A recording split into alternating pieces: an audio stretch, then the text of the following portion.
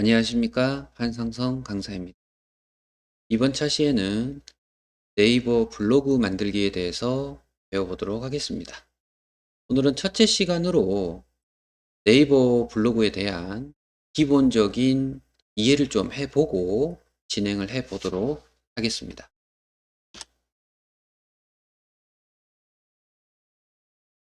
먼저 블로그의 특징을 한번 알아보도록 할 건데요. 블로그에는요, 어떤 특징, 특히 장점입니다. 어떤 좋은 장점이 있는지 한번 알아볼 건데요. 첫 번째로 인터넷이 발달이 되면서 누구나 원하는 정보를 쉽게 찾아보게 되어 있죠.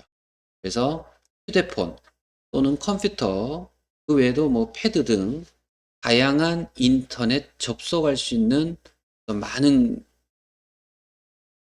노출이 잘 되죠. 기회도 많고요. 마음만 먹는다면 전화기나 컴퓨터나 노트북 등을 통해서 얼마든지 쉽게 접근할 수 있기 때문에 누구나 쉽게 찾아볼 수가 있다 라는 특징이 있고요. 그 중에서 여러분들이 가장 대표적으로 많이 이용하는 것이 포털 사이트에서 검색을 좀 많이 하시죠. 포털 사이트라고 하는 것은 인터넷 사이트 상에서 특정 사이트, 한 곳의 사이트에서 모든 내용을 다 제공해주는, 다양하게 다 제공해주는 뉴스, 메일, 그 다음에 검색어로 검색, 거기다가 메뉴를 이용한 검색. 그러니까 누르고 눌러서 가는 검색도 있죠. 다양한 검색 기능들을 이용해서 쉽게 정보도 찾아보고, 그리고 그 사이트 중에 가장 대표적인 또 포털 사이트 검색이 있는데, 이 포털 사이트에는 우리가 또 가장 잘 알고 있는 네이버라는 사이트가 또 있죠. 그 외에도 있습니다만은, 예, 네이버라는 사이트가 워낙 이제 잘 활성화가 되어 있고, 거의 인터넷을 네이버에서 시작하는 경우들이 많죠. 물론 뭐 구글과 같은 또 사이트도 있습니다만은, 어, 가장 대표적인 포털 사이트는 현재로서는 네이버라고 보시는 것이 좋을 것 같습니다. 그 네이버 상에서 검색을 했을 때에도 마찬가지고요. 다른 곳에서도 검색을 하게 되면 블로그 또는 뭐 페이스북, 인스타 뭐 등등의 다양한 또 SNS를 또 활용해서 정보도 올리고 글도 올리고 하고 싶은 어떤 이런 의견도 올리고 또 나의 생활도 올리고 하다 보니까 이 포털 사이트에서 검색을 하면 이런 모든 내용들이 다 어떻게 됩니까? 검색도 되고 노출도 되고 또 서로 친하신 분들끼리 서로 이렇게 이어져 있죠. 이어져 있는 상태에서는 내가 올린 글이 보여지기도 하고 서로 이렇게 서로 보여주고 연결돼 있잖아요. 그죠? 이런 것들이 이런 인터넷의 장점이에요. 그죠? 블로그의 장점보다는 인터넷 장점이 먼저 나오고 있는 겁니다. 그런데 여기서 또 블로그의 또 좋은 특징은 다 블로그와 인터넷의 공통적 특징이긴 합니다. 누구나 정보를 무료로 올릴 수 있다는 장점이 있죠. 블로그에 글을 쓰고 페이스북에 글을 쓰고 인스타에 글을 쓰는데 비용을 들이면서 쓰지는 않아요. 그죠? 글을 올릴 때 물론 만들어져 있어야 되겠죠. 예. 물론 계정이 가입돼 있어야 하고 블로그가 만들어져 있는 상태. 페북이나 인스타도 마찬가지입니다. 만들어져 있는 상태라면 글 쓰는 건 무료로 누구나 올릴 수 있습니다. 그래서 현재 블로그를 배우고자 하시는 분들도 아직 나는 블로그가 없어요. 이제 나는 배워야 하며 배워서 만들 거예요. 라고 하는 분들도요. 곧 정보를 올릴 수가 있습니다. 블로그 자체가 뭐 어렵다고 보면 어려울 수도 있지만 다른 이런 홈페이지를 제작한다든지 이런 부분들에 비하면 훨씬 쉽게 만들어지고 쉽게 글을 쓸 수 있도록 만들어져 있습니다. 도와드리고 있어요. 그래서 여러분들이 크게 어렵지 않게 만들 수 있다라는 것입니다. 그래서 올리는 내용은 다 올릴 수 있어요. 취미도 좋고요. 정보도 좋고요. 상품도 좋고요. 물건도 팔아요. 요즘에 블로그에서. 그래서 여기서 말하는 상품은 판매하고자 하는 물건 또는 뭐 판매를 직접 블로그상에서도 가능합니다. 가능하고요. 꼭 판매를 안 하더라도 이런 상품이 좋더라라고 올릴 수도 있는 거죠. 예, 그건 정보가 되겠죠. 그죠? 그리고 다양한 서비스. 얼마든지 올릴 수 있다라는 것은 장점입니다. 그리고 누구나 검색해서 쉽게 접근도 할 수 있고 또 올려놓은 내용을 누구나 또 뭐 할 수 있습니까? 공유. 공유라는 건 요즘 좋잖아요. 카카오톡도 있고요. 인스타도 있고요. 페이스북도 있고요. 여러 가지를 블로그와 서로 연계가 되죠. 블로그에서 만든 것을 이렇게 쉽게 전달할 수도 있고, 예. 주위에 있는 분들하고 공유하는 게 너무 쉽습니다, 요즘에는. 인터넷의 발달을 통해서 이런 부분들도 쉽게 잘 접근할 수 있다는 것이 장점입니다. 그래서 블로그를 하고자 하시죠. 그리고 요즘 블로그에는 할 수도 있고, 결제 기능, 페이라고 하는 결제 기능도 있기 때문에 바로바로 여러분들이 판매도 가능하다는 것입니다. 그렇게 만들 수도 있다는 것이죠. 이것이 우리 블로그의 장점이 되겠습니다. 다음 장점입니다. 블로그에서는요, 글만 등록할 수 있는 게 아니죠. 사진, 동영상, 이런 부분들도 여러분들이 쉽게 올릴 수 있고요. 그리고 요즘은 이제 휴대폰이나 이제 매체가 잘 발달되어 있기 때문에 만드는 것, 생산이죠. 생산도 쉽게 할 수 있고 쉽게 생산이 되기 때문에 올리는 것 역시 쉽습니다. 그리고 올려놓은 글이나 사진 등을 수정하거나 편집하거나 삭제한 다음에 다시 올리거나 얼마든지 수정 편집이 어렵지 않게 너무나 쉽게 할 수 있어요. 이런 부분들도 장점이죠. 그리고 블로그의 또 큰 장점 중에 하나가 정보를 체계적으로 관리할 수 있어요. 그래서 저희가 카테고리를 만들어서 관리도 하고요. 해당되는 내용만 모아서 등록하고 글을 올리면 그 카테고리 내에서 체계적으로 분류를 통해서 여러분들이 관리할 수도 있기 때문에 상당히 블로그의 활용도가 높아지죠. 그래서 블로그의 첫 화면에 들어오셨을 때 물론 만들어져서 완성이 됐다고 가정한다면 완성이 된 상태에서 블로그를 보시면 이 메뉴 구성된 것만 보시더라도 잘 만들어졌다라는 걸 알 수가 있고요. 그리고 이 블로그는 해당 블로그는 접속한 블로그는 어떤 블로그이네라는 성격까지도 쉽게 파악이 됩니다. 그래서 정보 관리는 물론 체계적 관리는 물론 특징 중에 하나가 관리도 잘 되고 그리고 이 서비스에 집중적으로 노출도 잘 됩니다.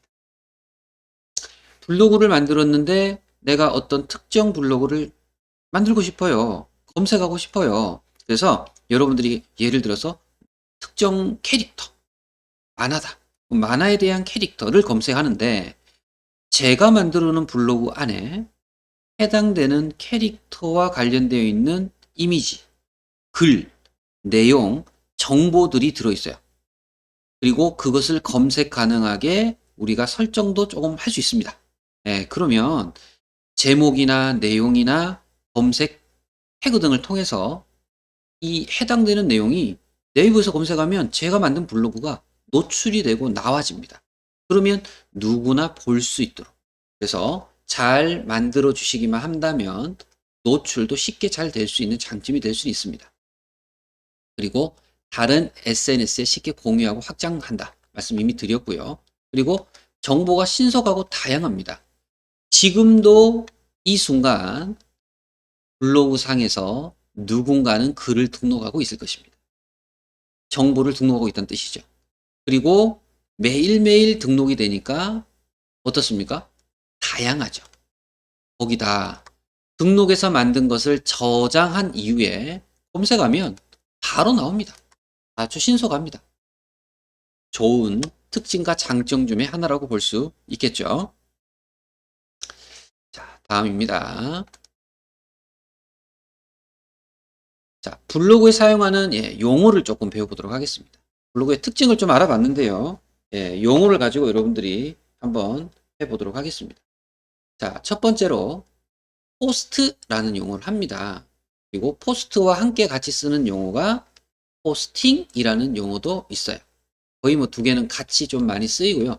포스트보다는 이제 포스팅이라는 말을 더 많이 용어를 쓰는데요. 포스트란 뜻은 원래 게시하다, 블로그에 글을 올린다, 뭐 블로그를 등록한다, 뭐 이런 의미입니다. 이런 의미의 뜻을 포스팅해서 이제 영어니까요. ing가 붙은 거예요. 그러면 블로그에 글을 쓰고 블로그에 사진도 넣고 그래서 블로그에 글을 등록하는 중이다. 등록하는 행위를 한다. 이런 것을 포스팅 한다고 하죠. 따라서 저희가 포스팅 했습니까? 포스팅 할 겁니다. 포스팅 했습니다. 뭐 여러 가지 앞에 말 단어에 포스팅이라는 용어가 들어가면 그 포스팅은 글을 썼다. 등록했다. 이해되십니까? 블로그상의 내용을 업로드해서 다른 누군가, 우리뿐만이 아니고 누구라도 검색하면 검색이 되도록 만들었다라는 것이 포스팅이라고 보시면 되겠습니다.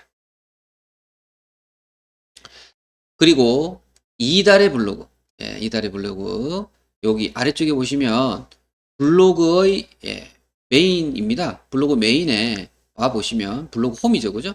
블로그 홈이죠. 블로그 메인에 와 보시면 이달의 블로그, 공식 블로그, 이런 메뉴들이 보이실 거예요. 여기를 누르시면 접속을 할 수가 있고요.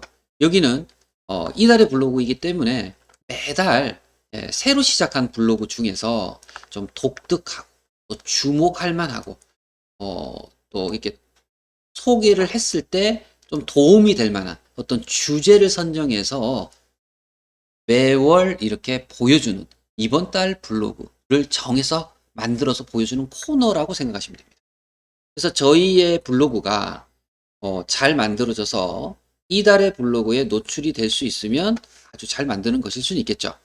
하지만 이제 어떤 블로그를, 어떤 정보를 가지고 어떻게 만드느냐에 따라서 그 해당되는 소개 코너에 속해야 되는데 그 주제가 잘 맞아진다면 특히 더 선정이 잘 될 것이고 주제가 맞지 않다면 들어가기가 어려울 수도 있겠죠.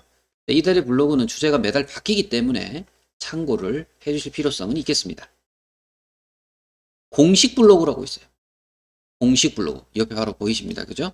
공식 블로그는 공공기관이나 정부 부처나 출판사나 방송이나 대학 또는 기업 이런 단체에서 운영하는 블로그라고 보시면 돼요. 저희는 개인이지 않습니까? 보통 개인이 많이 하는데 개인이 아닌 이런 단체에서 정부에서 공공기관에서 하는 그러다 보니 조금 더 신뢰성이 가고 조금 더 안심할 수 있고 이웃이 되더라도 어떻습니까? 믿음이 가잖아요. 일반 개인 같은 경우는 뭔가 아는 분이 아니고 그냥 이웃을 할 수도 있지만 할 때 뭔가 한 번 더 고려하게 되는데요. 이쪽 공식 블로그 쪽은 공식이기 때문에 네이버에서 인증을 해주는 이런 블로그이기 때문에 저희가 조금 더 안심하고 마음 놓고 이웃 관계를 이렇게 맺을 수 있는 그런 블로그들을 모아놓았다라고 보시면 되겠습니다. 다음입니다. 지금 조금 전 내용에서 이웃이라는 단어가 있었어요. 서로 이웃도 있어요. 이웃이라는 용어가 상당히 중요할 수 있고요. 블로그에서 어떤 소식을 받아서 보는 의미인데 이제 제가 등록한 글을 이웃이 돼 있으면 이웃이 돼 있기 때문에 제가 등록한 글이 이웃의 블로그에 볼 수 있도록 알려주는 거죠. 그래서 예를 들어서 지금 이렇게 특정 한 사이트의 블로그입니다. 그 블로그에 이 로그인을 해서 이 블로그 쪽에 오시면 바로 첫 화면에 이렇게 보여요. 이웃의 새 글 이러고 보여요. 이렇게. 이건 어떤 겁니까? 이분이 벌써 이런 글들을 이렇게 올렸고 저랑 이분이랑 뭐 돼 있는 겁니까? 이웃이 돼 있는 거지 않습니까? 그래서 보여지고 그러면 눌러서 보면 되죠, 그냥. 그러니까 이웃이라는 건 어떤 의미입니까? 우리가 살아가면서도 이웃, 뭐 앞집, 옆집, 윗집, 이웃이라 하잖아요. 이렇듯이 저희가 이렇게 떨어져 있지만, 서로 떨어져 있지만 블로그 상에서 친하게 지내는 거고, 맞죠? 그래서 이 블로그에 글을 등록하면 바로바로 볼 수 있도록 연결해주고 링크해가지고 바로바로 이렇게 표시를 해주는 그러한 용어가 이웃입니다. 이웃. 그럼 이웃이 많으면 글이 많아진다는 뜻이죠. 많은 정보를 얻을 수도 있습니다. 그래서 해당하는 이웃이 블로그의 소식을 받아본다는 의미인데 그 해당하는 이 이웃이 어떤 특정 블로그, 내가 원하는 블로그라면 무엇을 신청하면 되시겠습니까? 이웃을 신청함으로써 그 블로그에 있는 글을 내 블로그에서 뭐 할 수 있어요? 볼 수 있어요. 안 가도 돼요. 거기서 올린 글을 내가 내 블로그에서 그냥 눌러서 보는 거예요. 바로바로 접속해서 연결해서. 이게 이웃이고요. 근데 이제 그냥 이웃은 일방적으로 이렇게 한쪽에서만 볼 수 있다면 서로 이웃. 서로 이웃은 이웃보다 더 친한 거예요. 그러니까 여기 이웃은 한쪽에서 한쪽에서 글을 갖다가 이렇게 일방적으로 보내면 그냥 계속 볼 수 있지만 예를 들면 서로 이웃이 안 돼 있으면 내가 등록한 글은 이 이웃이 볼 수 없겠죠. 하지만 나도 봐주니까 상대도 나를 봐줬으면 좋겠다라고 해서 서로 이웃이 된다면 신청받은 사람이 물론 승인을 해줘야 돼요. 서로 이웃 해요. 나 그냥 이웃 할래요 라는 건 이웃 신청이 되잖아요. 서로 이웃은 그냥 자동 승인이 안 돼요. 신청을 하고 나면 서로 이웃 나도 이웃 할 테니까, 그죠? 나도 이웃 할 테니까 상대의 이 블로그 주인도 이웃 해주세요. 우리 서로 이웃 합시다. 그런 의미예요. 그럼 어떻게 돼요? 서로 소식을 공유할 수 있고 내가 올린 글이 여기에 보이고 상대가 올린 글이 나한테 보이고 이게 서로 이웃이죠. 다른 의미로 본다면 이 이웃보다도 더 긴밀한 관계를 가지고 있다. 그런 것이 서로 이웃입니다. 그리고 서로 이웃은 기본적으로 5,000명으로 일단 제한을 하고 있습니다. 근데 서로 이웃 5,000명 만드는 것이 쉽지는 않습니다. 우리가 서로 이웃을 5,000명 정도로 만드는 것을 목표로 가지고 하는 것도 좋을 것 같습니다. 참고를 해주세요. 자, 다음으로 위젯이라는 용어가 있습니다. 위젯 같은 경우는 지도나 서재나 방문자 수나 뭐 이런 것처럼 우리 블로그의 보여지는 화면 있죠. 블로그 화면에서 정보라든지 뭔가 보여주기 위한 용어예요. 근데 이제 그냥 보여주는 것이 아니라 위젯이라는 걸 이용해서 여러분들이 이렇게 설정도 하고 이렇게 보여주는 위치도 바꿀 수 있고요. 내용도 다양하게 선택할 수 있고요. 이 부분도 역시 우리가 블로그를 쉽게 잘 쓰도록 도와주는 역할을 합니다. 운영을 도와줘요. 특별한 기능이고요.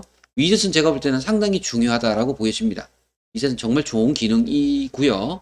뭐 시계도 보여줄 수 있고요. 지도도 보여줄 수 있고 뭐 이런 거 있잖아요. 그죠? 다양한 것들을 여러분들에게 보여주도록 해주는데 그 외에도 응용을 통해서 더 멋지게 만들 수도 있습니다. 저희가 뒤에는 위젯을 활용한 고급 기능도 따로 배워볼 수 있는 예정이니 여러분들 참고하셔가지고 위젯이라는 게 있다는 것을 꼭 기억해 주시기 바랍니다. 그리고 배너는 작은 그림을 얘기해요. 우리 홈페이지 가보면 이렇게 조그만 그림들 있잖아요. 이렇게 그림이 있고 글자가 있고 그리고 이 그림이나 글자를 눌렀을 때 어딘가를 막 연결이 되죠. 이런 것들이 작은 그림인데 이 작은 그림의 배너를 이용해서 유도를 할 수 있어요. 그래서 어디로 오세요? 어디로 오세요? 이걸 누르면 여기가 보일 거예요. 이런 정보가 보일 거예요. 글로 되어 있는 것보다 더 효과가 좋죠. 그럴 때 쓰는 것이 배너가 되겠습니다. 참고해 주시고요. 그리고 위젯과 배너를 잘 적절히 이용하시면 홈페이지형 배너도 만드실 수가 있습니다. 참고해 주시고요. 자, 그리고 블로그 지수입니다. 블로그 검색에 영향을 미치는 어떤 수치인데요. 블로그 지수라고 합니다. 얼마나 블로그를 오랫동안 운용했는지 이거는 이제 블로그의 지속성이라는 거고요. 얼마나 자주 포스팅을 하는가, 얼마나 글을 자주 올리는가, 포스팅 용어 배우셨죠? 블로그에 얼마나 활동을 잘하는가. 만들어 놓고 글을 안 올리면 포스팅이 안 되니까 아무래도 활동성이 좀 떨어지겠죠. 이런 부분도 이 지수에 들어간다는 겁니다. 방문자 수, 제 블로그에 몇 명이 들어와서 보는가, 몇 명이 접속했다가 나갔는가, 이런 게 방문자 수가 되겠죠. 페이지 뷰, 페이지 뷰라는 거는 페이지를 얼마나 보았는가, 보여줄 수 있는 페이지 수는 얼마나 되는가, 그리고 오셔가지고 글을 읽고 댓글 또는 뭐 공감 이런 것들은 어느 정도로 이렇게 해줬는가? 블로그 인기도죠. 블로그 인기가 좋으면은 자주 들어오고 자주 해줄 거 아닙니까? 그죠? 이런 부분들 등을 포함한 지수, 이게 블로그 지수라고 하고요. 이 지수가 높고 좋으면 아무래도 노출이 되거나 할 때 더 유리하긴 하겠죠. 예. 근데 이제 이런 부분들은 잘 만들어서 물론 노출이 되는 경우도 있지만, 여러분들이 서로 아는 분들이 또 최대한 서로 도와서 노출에 대한 점수를 더 올릴 수 있는, 블로그 지수를 올릴 수 있는, 그래서 혼자서 안 되는 거죠. 그죠? 운영도 해야 되고, 글도 올려야 되며, 누가 댓글이나 공감도 달아주고, 또 이웃도 많아야 되며, 이게 이제 한두 가지의 기능으로 노출이 잘 되고 이런 것보단 다양한 기능을 통해서 된다는 것을 참고를 좀 하셔야 될 것 같아요. 블로그 지수라는 게 있구나라는 것을 알고 계시면 좋겠습니다. 자, 그리고 비슷한 주목도 지수. 블로그의 홈에 노출되는 포스트의 정보나 반응, 인기 이런 것들이 시스템상에서 종합적으로 산출해서 부여하는 점수를 주목도 지수이고요. 그만큼 사람들이 이 블로그 괜찮은데 또는 이 블로그가 뭔가 정보가 좋은데 라고 해서 주목이 얼마나 되는가 뭐 그런 의미죠. 주목도 지수는 개별 포스트 단위로 적용이 된다. 여기서 개별 포스트라고 하는 것은 전체 블로그, 내 블로그 전체가 아니라요. 글 하나하나 등록한 것들 중에서 등록한 것 중에 특정 어떤 내용이 되게 노출이 많이 될 수도 있거든요. 그러면 이 글 하나가 주목도 지수가 되고 하나하나가 따로따로 되는데 이때 한 특정 글이 주목도 지수가 아주 높을 수도 있다는 것이죠. 그래서 개별 포스트 단위로 적용이 되고 있다는 의미를 얘기하고 있습니다. 여기서 중요한 점은 단순히 블로그가 이웃이 많고 방문자가 많고 주목도 지수가 높다 뭐 이것은 아닙니다. 그러니까 이 주목도 지수가 이 사람도 많고 많은 사람이 이렇게 오는데도 왜 나는 주목도 지수가 낮지? 그럴 수도 있다는 거예요. 요것들만 보는 것은 아니다. 그래서 좋은 정보를 많이 담은 글이 노출 확률이 높다고 볼 수 있고, 그죠? 주목도가 당연히 올라가고 이웃이나 방문자 수도 많아지며 다양한 것을 고려해야 됩니다. 그럼 이제 어떻게 해야 될까요? 저희가 지금까지 설명을 들었을 때 어떻게 해야 지수가 올라가고 어떻게 해야 노출이 잘 되겠습니까? 라고 정리를 해보면 꾸준하고 성실하게 오랫동안 어떤 내가 올리고자 하는 고유한 내용이겠죠. 뭐 다른 분이 올려놓은 걸 갖다가 이렇게 가져다가 올리는 거는 고유한 내용이라고 보기 좀 어렵습니다. 그죠? 내가 가지고 있는 자료를 이렇게 내가 직접 가공하고 생성해서 올리는 거 중요할 것 같고요. 그렇게 포스팅하고 그리고 이웃과 소통하면서 서로 이웃도 하고 다른 분의 블로그도 가서 우리가 댓글이나 이렇게 글도 달아주시면서 저희 블로그도 유도하시고 서로 이렇게 노력을 하셔야 됩니다. 그죠? 그리고 자연스럽게 올라갈 수 있습니다. 그러면 어떻게 될까요? 검색 상에도 노출이 되고 제 블로그는 파워 블로그가 될 수도 있다는 것이죠. 오늘 만들어서 바로 하기는 어렵겠지만 지금처럼 꾸준하게 매일매일 하루에 하나 이상 꼭 글을 등록하시고 매일매일 들어가서 포스팅도 하지만 뭐 이렇게 글도 답변도 달아주시고 서로 이렇게 활동을 계속 하셔야 됩니다. 정보도 주고 이런 부분들이 필요할 것 같아요. 참고를 해주시고요. 자, 그다음 용어입니다. RSS 뭐 영어로 되어 있긴 한데요. 이건 이제 온라인 뉴스나 또는 블로그 웹사이트에서 주로 사용하는 정보의 어떤 표현 방식을 얘기하고 있고요. RSS를 신청하게 되면은 원하는 웹사이트에 방문하지 않고도 여러 가지 웹사이트를 소식을 한꺼번에 모아볼 수 있는 그러한 기능입니다. 뭐 요 기능을 잘 쓰시는 것도 나쁘진 않고요. 여러분이 필요로 하다면 정보를 볼 수 있도록 쓸 수 있는 기능 중에 하나이다라고 볼 수 있겠습니다. 자, 그리고 CCL이라고 해서 Creative Commons License라고 합니다. 그 앞 글자를 따서 CCL이라고 하는데요. 저작물을 배포를 허용하는 어떤 라이선스인데 저작자가 있고요. 저작자는 이 저작물을 제공한 사람이고 이 쉽게 얘기하면 내가 만들어서 내가 가공하고 내가 제작을 했지 않습니까? 그죠? 생성을 해냈어요.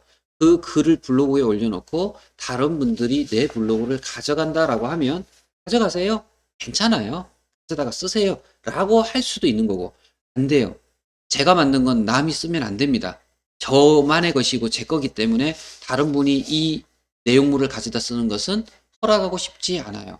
제가 만들어 놓은 자료를 변경하지 마세요. 뭐 이런 부분들에 대해 예, 이 저작물을 제공하는 사람이고 저작자 비영리 변경 금지 동일 조건 변경 허락 이런 네 가지 표현을 가지고 할 수 있다 없다를 알려주는 그러한 기능이 CCL 기능이고요. 또 블로그를 생성하고 나면 이 CCL 쪽에서 여러분들이 설정 배포에서 허락할지 안 할지에 대한 설정을 하시면 됩니다. 그리고 네 가지 표현이 있다는 거 참고해 주시고 그리고 우리가 다른 분들이 만들어 놓은 이미지를 가져다가 사용할 수가 있어요. 그죠? 그때 이 CCL 표시 결국은 이제 저작물 배포를 허용했는가 안 했는가 허용하지 않았는데 가져다 쓰면 어떻게 돼요? 불법 저작물이 되는 거죠. 그러면 우리는 그만큼 또 불이익을 당하거나 나중에 문제가 될 수 있죠. 왜 내 거 갖다 썼습니까? 이건 분명히 쓰지 말라고 분명히 제공하지 않았는데 왜 이렇게 허락도 없이 가져다가 쓰셨어요? 라고 하는 문제 소지가 될 수 있기 때문에 그런 부분들이 되지 않도록 주의할 필요성이 있겠습니다. 그런 부분들 참고 좀 해주시고요. 블로그를 만드실 때에는 직접 내가 찍은 것이나 직접 내가 만든 것이나 직접 내가 창작한 것이 제일 좋고요. 물론 창작으로 다 안 됩니다. 어렵죠. 그래서 이것저것 만들어져 있는 것 중에 예쁜 거나 좋은 거나 이런 걸 가지고 올 수도 있는데 그때는 반드시 CC의 표시 확인하시고 저작권 확인하시고 여러 가지 상표권 이런 거 확인하셔서 이용하셔야 한다는 거. 막 허락 없이 가지고 오시는 것은 문제가 될 수 있다는 것을 꼭 그래서 말씀드리고 싶습니다. 자, 그리고 검색 엔진의 최적화라는 용어가 있어요. 뭐 최적화라는 건 좋은 뜻이고요. 어떤 키워드를 검색했을 때 상위에 노출이 되는 글을 검색 엔진의 최적화라는 의미로 쓰이고 있고요. 검색 키워드를 글의 제목과 본문에 잘 담는 것도 중요한 방법입니다. 이 부분이 왜 또 중요하냐면요. 여러분이 내가 만든 글, 내가 생성하고 등록한 글이 보여지기를 원하잖아요. 그럴 땐 어떻게 하셔야 돼요? 글의 제목을 핵심적으로 축약해서 잘 쓰셔야 돼요. 왜냐면 제목이 검색 조건에 들어있거든요. 제목에 이렇게 핵심 단어가 들어있으면 노출이 쉽게 될 수 있습니다. 그리고 본문 안에도 내용도 있거든요. 안에 있는 내용도 검색이 돼요. 본문 내용에도 잘 담는 것이 중요할 수 있습니다. 그래서 제목하고 내용에 제목 아주 단순하게 적고 내용에는 그림밖에 없고 이러면 노출이 덜 될 수도 있다는 뜻이죠. 그림과 글자 적정하게 잘 섞어서 만드셔야 됩니다. 그래야지 보여지고 노출되고 검색이 잘 되도록 하는 방법 중에 하나가 되는 겁니다. 그리고 여기 나오잖아요. 내용 없이 키워드로만 작성하면 키워드라는 건 단어거든요. 그러니까 그냥 어떤 글을 적어서 이렇습니다, 저렇습니다. 어떤 여기서 이런 건 좋고요. 이런 게 아니라 키워드는 단어예요. 그냥 좋다, 나쁘다, 이쁘다 막 이렇게만 하면 내용이 없는 거죠. 그럼 어떻게 돼요? 스팸 분류가 됩니다. 그럼 어떻게 돼? 스팸 분류되면 당연히 검색이 안 되겠죠. 주의하실 필요성이 있겠습니다.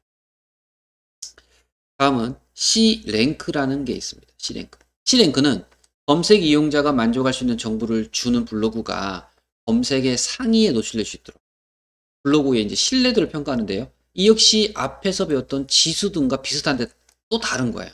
그래서 C랭크라고 해서 이 랭크는 저희 블로그만의 저희의 어떤 정보들만의 어떤 순위가 매겨지고 있다는 뜻이고요. 그 랭크 순위가 우수하면 어떻게 될까요? 검색했을 때 좀 더 쉽게 노출이 되고 뭐 1페이지에 노출이 되고 뭐 그런 부분들이 생길 수 있습니다. 따라서 만족할 수 있는 정보를 주기 위한 여러분들이 노력 필요하시다는 것이죠. 블로그마다 주제별 관심도는 얼마나 되고 정보의 품질은 얼마나 되고 또 생산된 콘텐츠는 얼마나 연쇄 반응을 보이며 소비나 생산되는지를 파악해서 인기도를 하고 있습니다. 키워드로 검색했을 때 C랭크 순위에 따라 검색 결과가 노출이 되고요. 블로그의 질이 중요하다는 의미로 볼 수도 있습니다. 따라서 블로그의 주제를 정하시는 게 좋으세요. 그리고 다양한 채널로 확장하고 이웃과 소통하는 것이 좋습니다. 그래서 주제가 있는 게 좋으세요. 뒤에 더 설명을 좀 해드리겠지만 주제가 없으면 아무래도 여러분들이 뭔가를 그러니까 뭐 등산도 올렸다가 예를 들면 만화도 올렸다가 스포츠도 올렸다가 연예인도 올렸다가 음식도 올렸다가 이러면 주제가 없잖아요. 그죠? 막 올리는 거죠. 그렇게 되면 아무래도 점수가 떨어지거나 랭킹에서는 불리해질 수가 있다는 겁니다. 따라서 주제를 정해서 딱 올리시는 게 좋고, 그리고 이웃하고 서로 확장을 하셔서 뭐 서로 다른 이웃, 저 주제가 다르다 하더라도 이웃이 많으면 좋고요. 당연히 비슷한 주제를 가진 또 이웃도 있으면 더 좋고요. 서로 확장하셔야 되고, 그리고 소통하시고 이웃하셔야 됩니다. 누구하고 하셔도 좋습니다. 오셔서 누군가 그 댓글을 달아주면 고맙다고 인사하시고, 또 그분이 글을 달아줬으니까 저희도 그분 블로그에 방문이 가능하다면 방문하셔서 그분에게도 이웃 신청을 하시고, 이렇게 막 이웃하고 소통하고 그 이웃에 가서 글을 달아주시고, 이해되십니까? 서로서로 상호작용을 통해서 하셔야 좋다는 겁니다. 그래야만 여러분들이 여러 가지 지수 또는 랭크 이런 것들이 좋아지면서 여러분들이 검색 순위에서 조금 더 우위를 점할 수 있다라고 보여지는 것입니다. 자, 다음입니다. 자, 사용하는 용어 중에 몇 가지만 더 해볼게요. DIA에서 심층 분석이라는 의미를 가지고 있는 DIA인데요. 문서 자체의 어떤 경험과 그리고 정보성을 분석을 해요. 그래서 검색 순서에 반영해주는 역할을 하고 있습니다. 그래서 C랭크가 블로그의 신뢰도를 의미한다면 DIA는 포스트된 문서를 분석한 점수를 순위에 반영을 해줍니다. 그래서 블로그가 다양하게 이렇게 분석도 하고 검색도 하고 해서 순위도 매겨서 이에 노출이 되도록 도와주고 있다. 이렇게 보시면 되겠고요. 글감이라는 용어가 있어요. 글감은 상당히 중요합니다. 글감. 아주 쓸 내용이고요. 분석이나 랭크나 이런 부분들은 사실 저희가 쓰지는 않을 거예요. 왜냐면은 점수 알아서 계산해주고 하니까 만들기를 잘 만들어야 되잖아요. 근데 우리가 블로그를 만들고 글을 등록할 때 쓰는 게 글감이에요. 중요하지 않을 수가 없는 것이죠. 그래서 여러분들이 블로그 글쓰기를 할 때 체크할 수 있는 메뉴이고요. 이 글감에서 사진 같은 것도 무료로 여러분들이 가져다 등록할 수 있고요. 그리고 쇼핑을 통해서 소개를 할 수도 있고요. 구입하고 싶은 제품을 링크를 이렇게 연결시키는 기능이죠. 연결해서 누르면 연결이 될 수도 있고요. 책이나 뉴스나 기사 등도 삽입할 수 있을 때 이런 글감을 이용해서 한다는 것입니다. 글감이라는 것은 추후에 여러분들이 글을 등록할 때 이용할 예정이기 때문에 이런 내용을 우리가 들어본 적이 있었다라고 생각해 주시면 좋을 것 같아요. 그리고 글감은 내가 쓰는 글이죠. 신뢰도를 더욱더 높여주는 그러한 역할을 하는 것이 글감이라는 것입니다. 자, 이렇게 블로그에 대한 어떤 장점과 그리고 블로그에 사용되는 용어들을 잠깐 알아봤고요. 여러분들 용어에서 아주 많은 건 아니지만 처음 들어보시면 뭐 영어도 있고 이래서 막 지수 이런 조금 어려운 단어도 있고 해서 약간 하다는 느낌을 받을 수도 있습니다. 하지만 지금 아주 기본적인 내용이고요. 그리고 뭐 이웃, 서로 이웃, 그죠? 뭐 글감, 뭐 이런 부분들 크게 어려운 용어들 아니고 뒤에 실습을 하시면서 여러분들이 보실 거기 때문에 그때 보실 때 어떤 느낌, 어떤 생소한 느낌이 아닌 거죠. 이거 봤었는데, 이런 단어를 내가 들은 적이 있는데, 라고 하신다면 훨씬 접근하고 친숙해지면서 이해하기가 쉬워질 것이다 라고 보여줍니다. 그걸 참고하셔서 같이 이어서 더 배워보도록 하고요. 이번 차시에는 블로그 용어까지 배워봤습니다. 다음 차시에 이어서 더 배워보도록 하겠습니다. 고생하셨습니다.